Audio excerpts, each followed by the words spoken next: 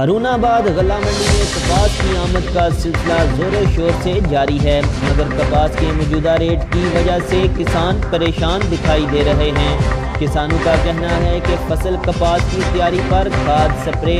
بیج دوگنا rate پر خرید کی اور کپاس کے نرخ وہی پرانے ہونے کی وجہ سے فصل پر آنے والے اخراجات بھی پورے ہوتے دکھائی نہیں دیتے۔ ان کا کہنا ہے کہ کسی زرعی ملک کی ترقی کے لیے زراعت کی ترقی اولین ترجیح ہوتی ہے، لیکن بدقسمتی سے جنوبی پنجاب میں اس شعبے کو حکومتی سطح پر کوئی خاص توجہ نہیں دی جا رہی اور نہ ہی کسان حضرات کو زرعی اشیاء، ٹیوب ویل، زرعی آلات میں کوئی سبسڈی دی جا رہی ہے۔ کسان حضرات کی حکومت سے اپیل ہے کہ یا تو زرعی ادویات اور دیگر زرعی اشیاء میں کسانوں کو ریلیف دیا جائے یا کپاس کی نئی قیمت کم سے کم 6,000 تک کی جائے تاکہ زراعت سے وابستہ عوام کو کچھ ریلیف حاصل ہو سکے۔